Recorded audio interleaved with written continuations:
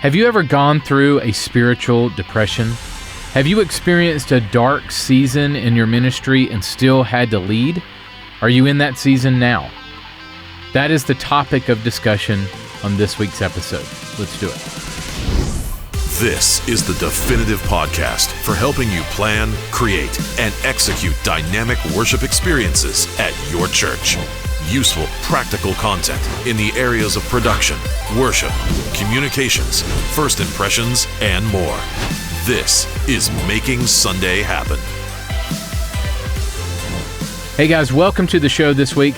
This episode is brought to you by Messenger AVL.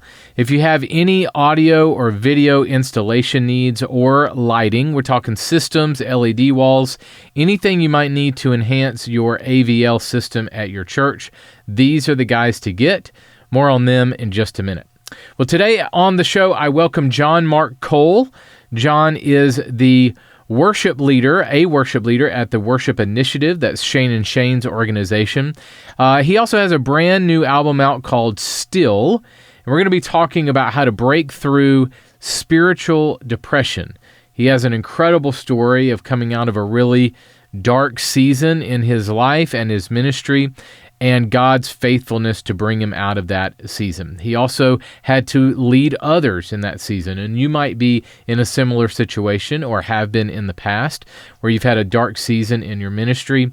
And again, you might be going through that now, and you're thinking, I'm in this dark season, I'm in this depression, and I still have to lead people. I still have to be on stage.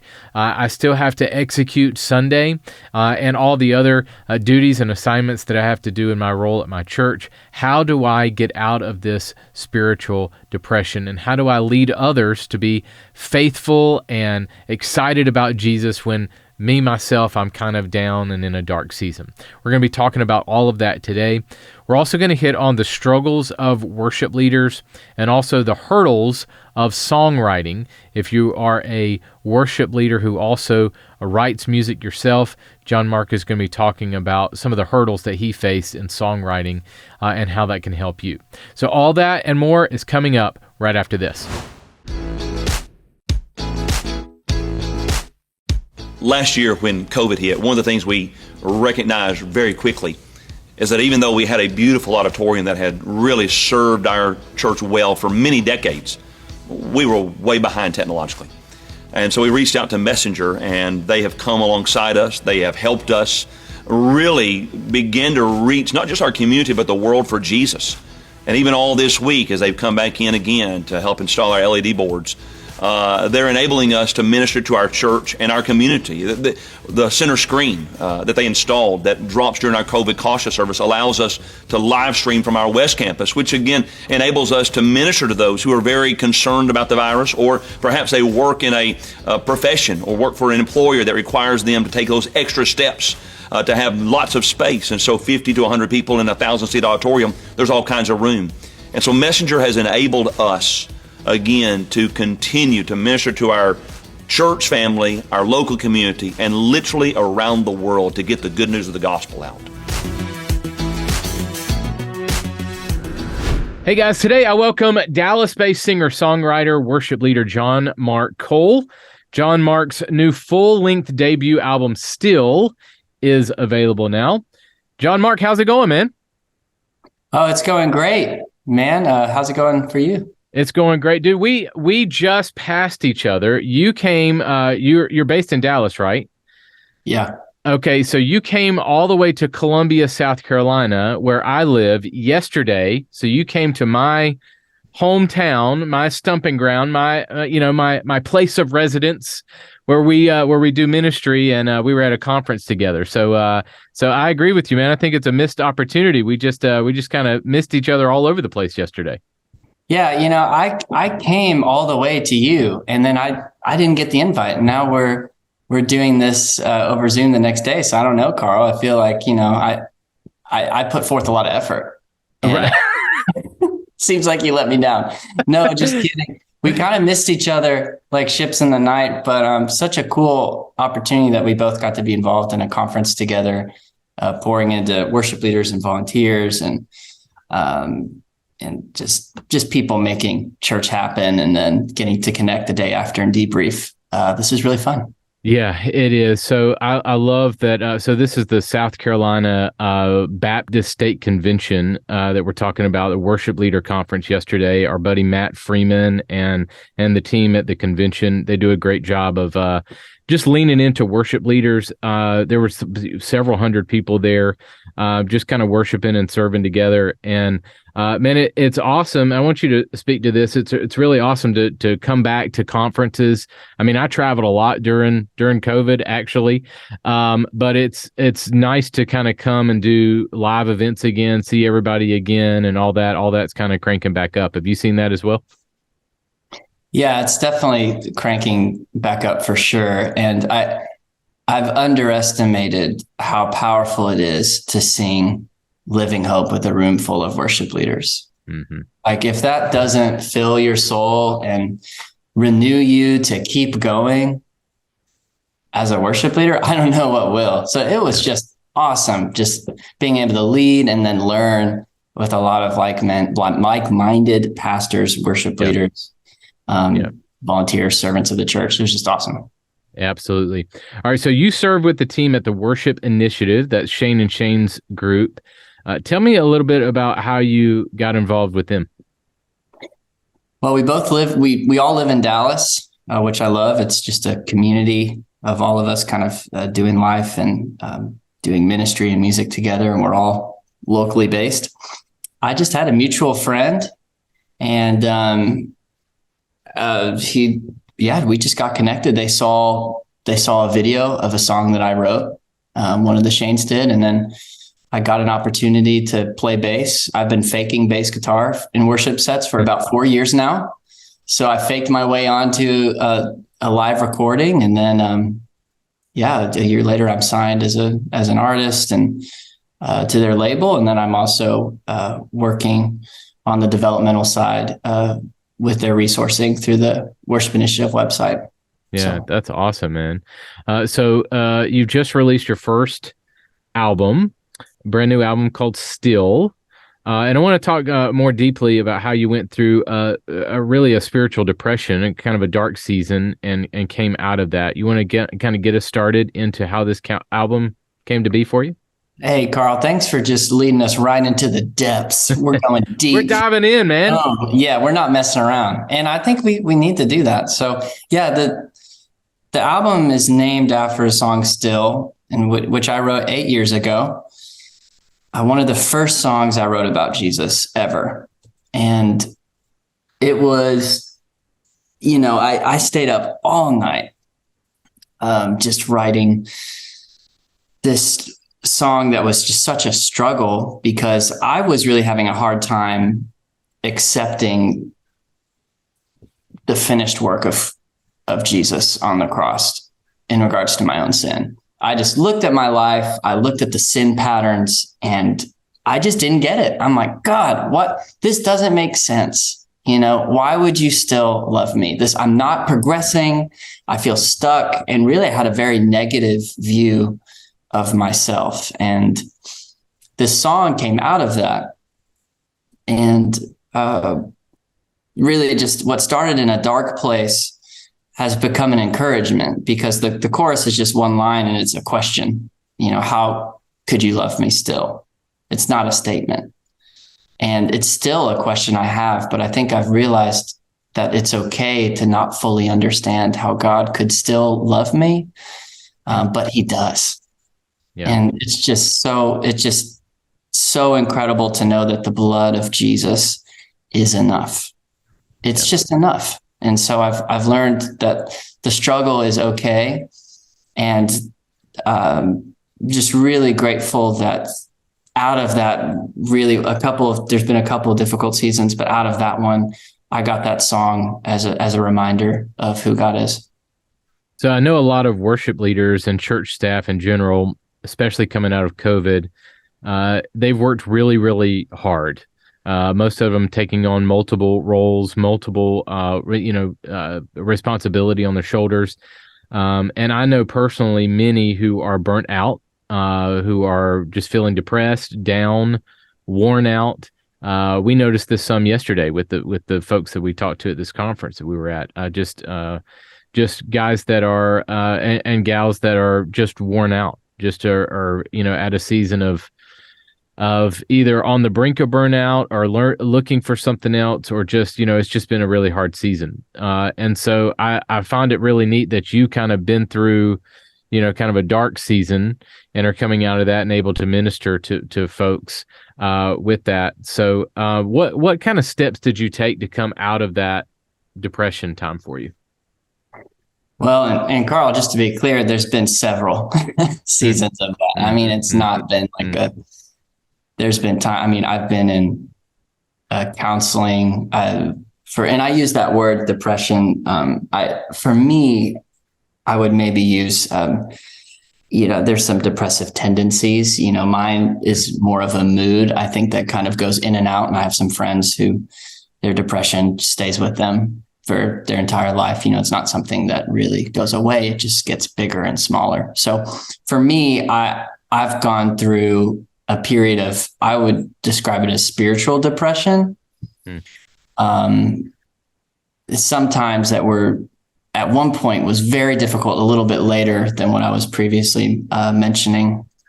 But during that one, I remember I was on staff at a church, and my pastor talked about how he almost quit because his depression, and his is a lifelong struggle. It just ransacked him, and it almost took him out of ministry, but he came out on the other side.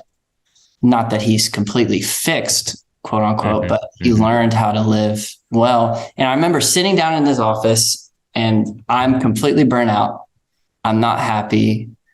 And I'm trying to give these happy worship leader talks, and I'm trying to remind people of truth, but I'm not feeling it. I know it's okay to not feel it because we lean on truth, right? Like that's our foundation. But it's just hard week after week when you're pouring out, and you're just on empty, and you're still pouring out and you're still empty. You're not getting filled. And I sat down in his office, cried, broke down. And he just said, don't worry about causation right now. Look at your entire life, physically, emotionally, spiritually. And let's just break it down and see how you're doing in those areas. How are you eating? Oh, you're not eating? Okay. That's probably not helping. How are you sleeping? Oh, 2 hours a night? Probably not the best strategy. Okay. How is your time with the Lord, your relationship with him? Okay, pretty distant. So all of a sudden he broke down everything, and it was like, let's just work on fixing what we can control right now. And then hopefully find some healing through counseling and through walking with some people and talking about it.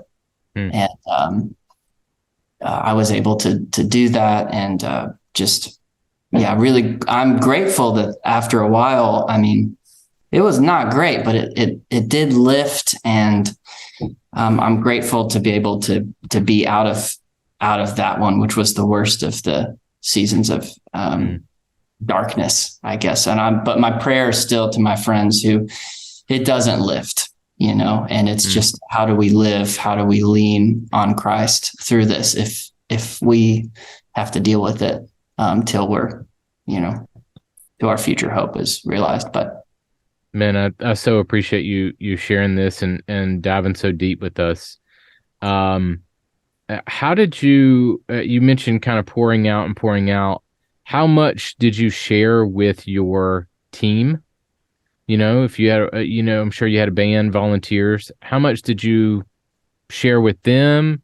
And you know what I mean? How much did you need to share, and how did you lead them well even through that? Yeah, that's a great question. I realized for me, it depended on the situation. And there were different spheres. So I had my inner circle. That was my staff, my mentor, my counselor that I was seeing, my pastor. They all knew what was going on. And then my team knew, the volunteers. I was leading a volunteer band, and they knew a little bit, but I kept some of the stuff that was, I let them know as much as I felt like was helpful, and they were awesome.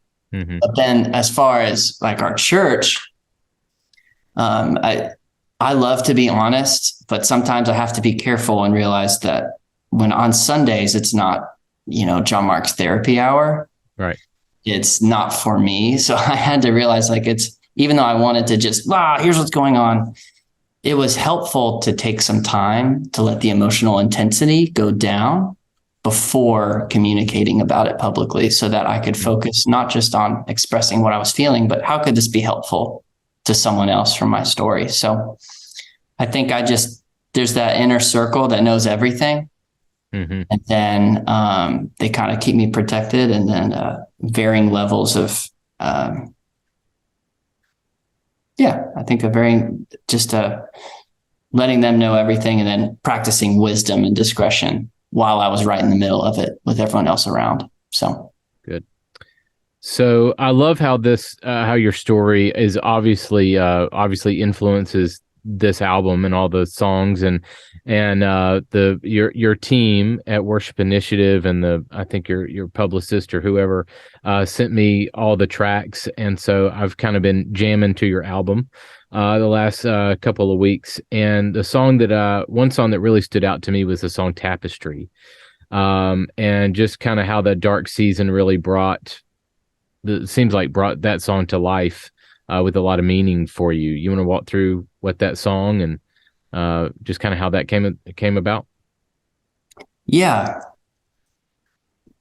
One of the ideas behind that song is that we don't always know the causation or the meaning behind pain and struggle and breaking when it happens.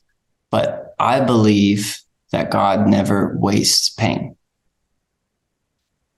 And just knowing that gives me the assurance that whether I'm in a really difficult time, maybe the circumstances are very hard right now, I can trust that God is going to use it to do something, And so Tapestry is about that there's beauty in the breaking, that the evidence of God's goodness and glory is in every detail of creation, but also in every detail of our lives and our stories. Good. All right. So this question might seem like a repeat, but I'm going to ask you anyway. Talk to me about God's faithfulness and what you would tell others experiencing similar seasons that you've been through and coming out of it. Something that's been really helpful to me is a friend told me early on, just reminded me, he said, John Mark, you may be overwhelmed right now, but just realize that God got you through every single other overwhelming thing in your life up to this point. And you're still okay, right? You're still here? And I was like, yeah, I am still here. It's going to be okay. My personality is definitely it's kind of like the glass egg. I got that from my mom. One wrong thing and just shatters. Yeah. And maybe it's a little thing, but maybe it's a big thing. And I've realized that, man, if we just do that very biblical practice of just remembering God's everything he's brought you through, don't forget that. Of course, today he's going to work it out. So, and my prayer for if you're in what I would call a desert place, right? Or a difficult season. My prayer for you is this, and it's out of Isaiah 58:11. And the Lord will guide you continually and satisfy your desire in scorched places and make your bones strong. And you shall be like a watered garden, like a spring of water whose waters do not fail. So even if you're in the desert place or a dark, difficult, breaking season, I pray that the Lord uses it to make your bones strong from the breaking. And I hope that it passes soon and that eventually your life would be like a watered garden. So that's my prayer for you. Yeah. So does that encompass the album? I know that this is kind of a theme throughout this album for you in writing the songs and putting this album together. I guess my question is, what do you want God to use? How do you want God to use this album for his glory? I love that question because it's so simple, but it's so weighty because it's ultimately why we do what we do.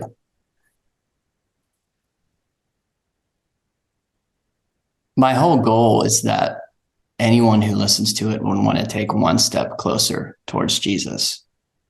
And they could, I mean, on a scale, I mean, it could be that whoever's listening could be very far from religion or from God. But maybe they would hear something that would prompt in them to consider maybe there's something there, and to maybe just investigate a little bit. And then to the on the other side of the spectrum, someone who's been walking very faithfully with Jesus, I pray that it is just another step closer to him. So from both sides, my hope is that God uses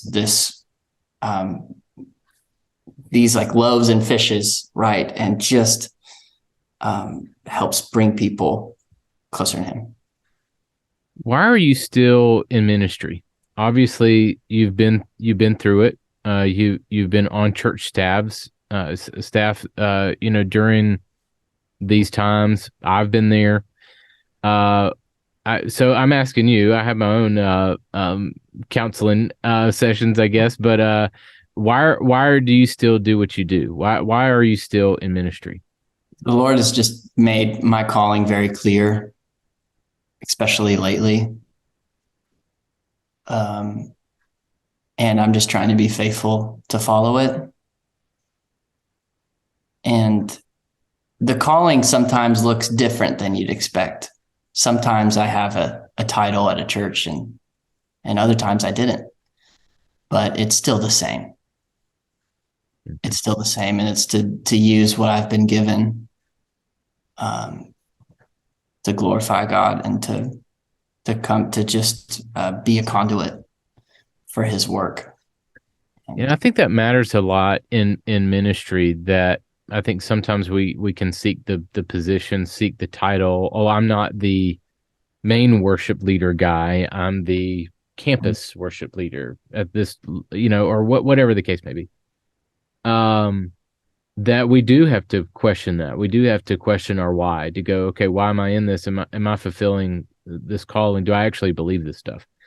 So yeah, just your thoughts on that is great to have. So what do you think are some of the major struggles right now for worship leaders who work to make Sunday happen? And it could be, emotionally or spiritually, but it could be on stage. It could be, what do you think are some of the struggles, maybe from some that you talked to yesterday, or just as you travel around? What are some struggles that worship leaders are facing? Carl, something you just said in the previous question, I actually think might be helpful about the title. Could I expand on one more thing? Absolutely, yeah. I think that might be helpful for your vision for this. Yeah. So in regards to the holding a position thing with being on church, I was just at the funeral for one of my friends' dads. His name is Dean Pyle. His daughter, Demi Pyle, sang with me on Desert Places, a song on my album. And Dean, the legacy of his life was he knew his calling as a pastor, and it didn't matter if he had a title. And I mean, he was one of the initial guys that founded Passion. I mean, just a huge legacy as a worship leader. And then in the later stages of life, he wasn't on staff anywhere, or he wasn't on staff at a church or anything like that. He was just playing keys in the band, but he knew what his calling was, and he would have a 2-hour conversation with you. He did that for me, even just getting to know him over the past couple of years. And just an encourage. I know, like at his funeral, I mean, the honor, just the unseen work. I just so grateful that Jesus is the values of his kingdom are so upside down because he just lived a beautiful and full life of just unseen ministering to people, regardless of title, regardless of platform. And his legacy is something that has really impacted me, and just an encouragement to everyone who feels unseen. Please keep going. Please keep going. You don't know who you're going to impact by taking time out of your day just to have a conversation. So keep going. Good point. Sorry, could you repeat that next question? Yeah, no problem. So what do you think are some of the major struggles right now that worship leaders, or those who make Sunday, what are they struggling with? Whether that's emotionally, spiritually, on stage, tools that they use? We just did a couple of different things. I'm compiling all the data because there's a lot going on. I think struggles of a worship leader right now, just from my friends who are in full-time staff, there's a whole comparison thing going on because everyone has a project out right now. Everyone's recording albums, and it's probably leading to some death of some joy and just comparing each other. I think that could even lead to competitiveness. And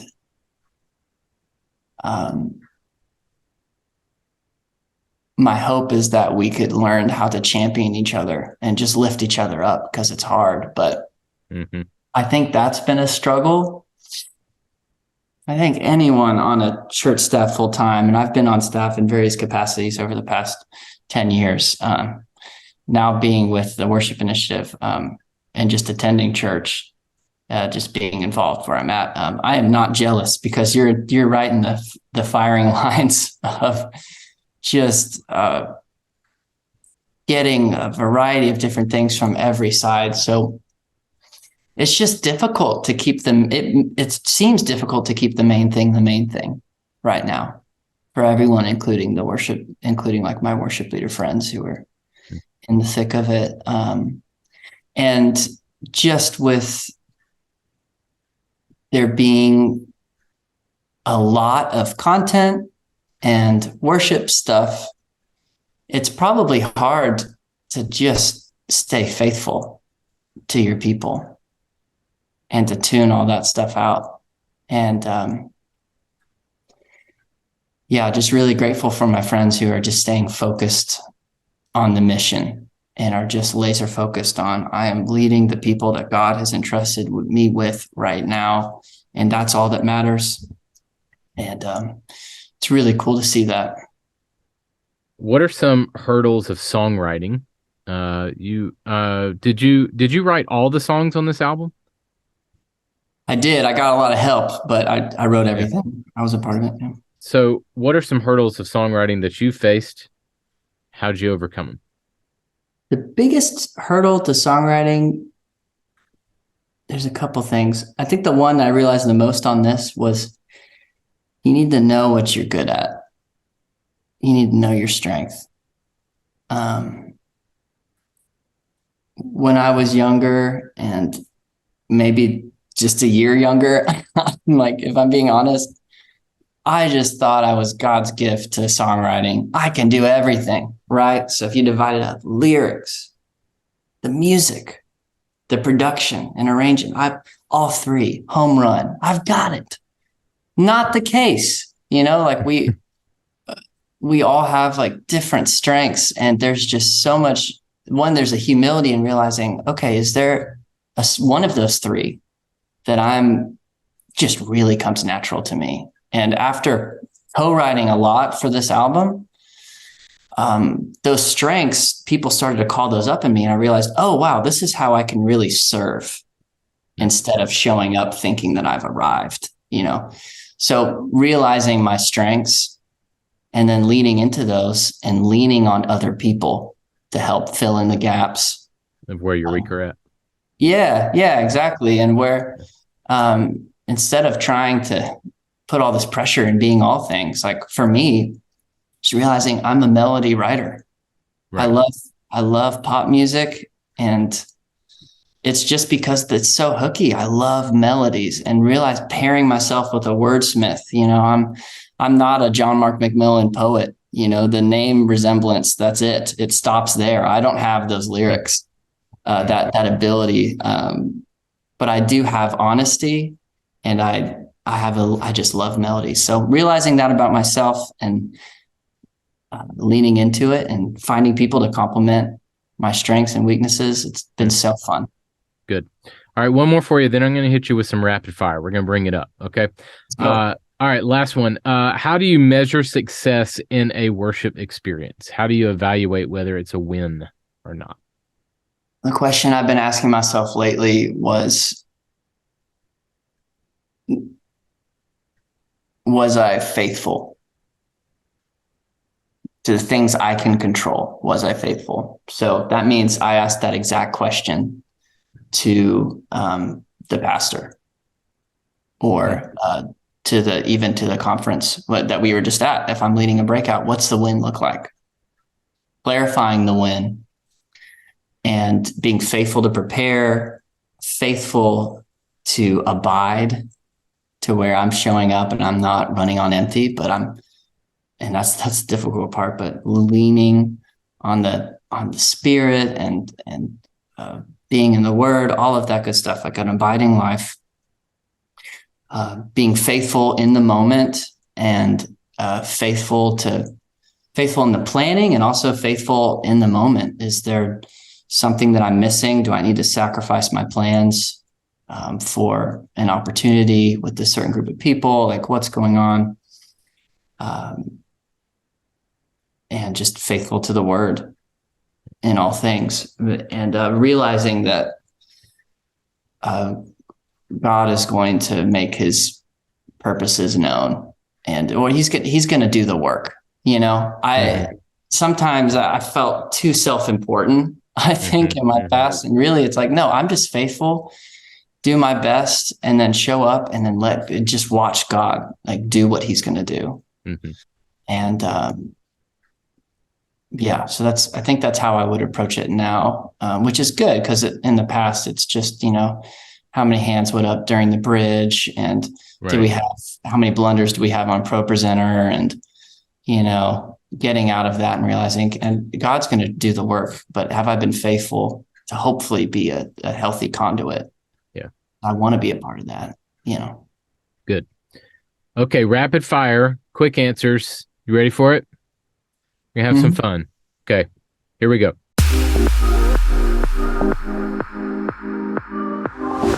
Number one, I got 5 for you. Number 1, what is something about leading worship that you wish you could go back and tell yourself years ago? You're not that important. Okay. Number 2, name 2 tools or resources that help you on stage or in your productivity that you cannot live without. Multitracks.com. Reminders app. Good. All right. Number 3, name 1 or 2 artists that have inspired you. I'm going to disobey. I'm going to give more. Bon Iver, Coldplay, Joan. Okay. All right. Number 4, what is one thing that could really help the relationship between worship and the tech team? Something that would bring unity between the 2 teams. You can't make me rapid fire that. That's such an important question. All right, you can take some time. That's such an important. Break some rules. Let's do it. No, I'm not going to break. I'm going to submit to my authority here, Carl. I'm submitting to you. You're my authority in this moment. No. Worship leader, you're a servant. Serve them. They are making it happen. Like, you're going to look real bad if they want to, they can.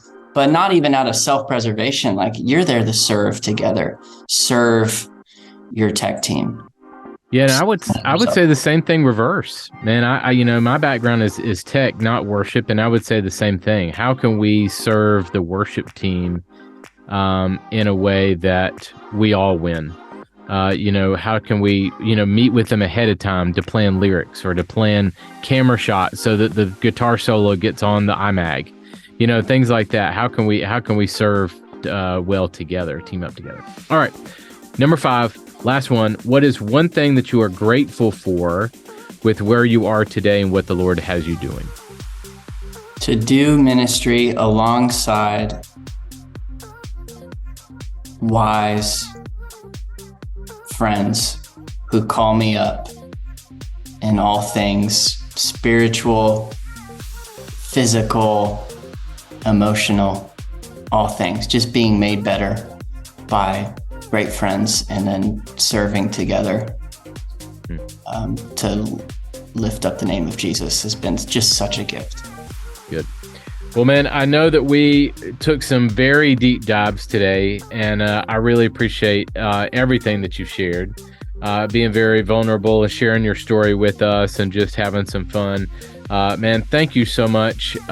Even serving with you yesterday, even though we didn't meet in person, but just to be able to serve in that way together at a conference, and then just being able to chat with you today has just been a treat. So I really appreciate the time. I appreciate it, Carl. This has been really fun. Please don't avoid me the next time I'm in your hometown. I take it as a personal attack. Deal. Awesome. Thanks for having me, man. Hey guys, Grant Murphy here from the 1230 team. Did you know that with our custom media services, you can build your own retainer with us for the year to help you save money? Let me explain. If you know that you may come to us for a lot more than a custom single project, we can help you put together a 6 or 12-month retainer to save your church or ministry up to 20% off your projects. We even have a calculator on our website to easily help you put together your annual needs. Go to 1230.media/retainer. Choose your term for a 6 or a 12-month retainer. Then you can choose all the custom graphic and video needs that you may have for that period of time and easily see what your monthly cost would be. For example, if you know your church is going to do 10 sermon series in the next 12 months, you can select 10 sermon series designs, 10 sermon bumpers, and 10 series trailers with your 12-month discount. Your monthly rate will be $566 a month. Did you catch that? 10 full series graphics, bumpers, and trailers for your year for under $600. I would love to encourage you to check out some of our design and video samples on our website to see the quality of our work. Our team is off the charts good at what we do, and we have a huge heart for ministry and want to help you reach your community for Jesus. Start building your custom retainer today at 1230.media/retainer. That's 1230.media/retainer. The show notes for this episode are available now at makingsundayhappen.com. Hey guys, I wanted to expand a little bit about what Grant was just talking about with the Build Your Own Retainer on our website. We do this with a lot of ministries and churches that need to spread out what they're going to do. A lot of churches will come to us knowing that they're going to do 10 sermon series a year, or a situation like a ministry. Awana, for example, has done this. Answers in Genesis, both of these large ministries, Outreach. All of these ministries come to us for custom media content. And what we've done is we've said, we know you're going to do 10 series a year or all of this content. Why don't we set up a monthly payment plan so that you can do it in monthly installments, and then you can turn in your content whenever you want to. You can give us all 10 series next month and we'll do it if you need that, and then you can pay monthly throughout your year, or you can spread it out. Give us 1 series here, 2 there, 3 there, whatever you need to make custom media at your church or your ministry happen. And you can go to our website and you can look at a calculator where you can see the prices of all of our content, and you can see our 6-month and 12-month discount and kind of build your own budget. We don't hide anything from you. It's all on our website right there under the custom media tab. And you can build your own retainer plan with us at 1230 Media. So we serve a lot of churches, lots of ministries as well, with large amounts of content, both graphics and video. We would love to serve you and your church. We serve a lot of churches and ministries who either your team is completely tapped out, burnt out, there's so much on their plate that there's no way they can accomplish everything, all the digital assets, graphics, and videos that you might need. So we like to come alongside and help in that way. Or if you're in a situation where you have no creative team at all, we can be your complete creative team. from project management to design and video content for your social media, for your screens, for your sermon series, for your events, everything that you might need. So check us out on our website, 1230.media. Just click on the custom tab and all the information is there for you, 1230.media. We would love to serve you. Well, that is it for us this week. Next week on the show, my friend Jeff Reed stops by. I'll be talking with Jeff about his brand new book, VR and the Metaverse Church.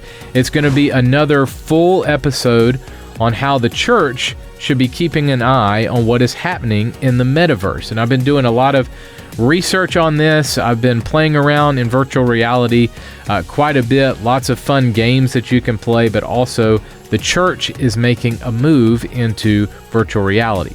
One thing that just happened, this is after I interviewed Jeff, a major community, a major world that is used in virtual reality, a place called AltSpace VR, is completely shutting down, which what that means is some of the churches that created worlds and had church in that app, in that environment, are going to have to figure out another solution. And so there's other apps that they could move to. One is called VR Chat. One is called Big Screen. One is called Meta Horizons by Facebook. So if you're into this world, you kind of might know what I'm talking about. If you're not in the world of virtual reality at all, next week would be a great episode for you to listen to, because Jeff and I really take it from a 101 level. Like, you know nothing about virtual reality. We're going to talk through Web 1.0, 2.0, 3.0. We're going to define terms for you. We're going to walk through a bunch of definitions of what things mean. Our prayer is that you learn a lot about virtual reality and how the gospel is going forth in a whole new way. That's next week on the show. Well, go out there and create some incredible worship experiences at your church this weekend. I'll catch you next week. Making Sunday Happen is a production of the ministry of 1230 Media. For show notes, archive episodes, and more free resources for your church, visit MakingSundayHappen.com.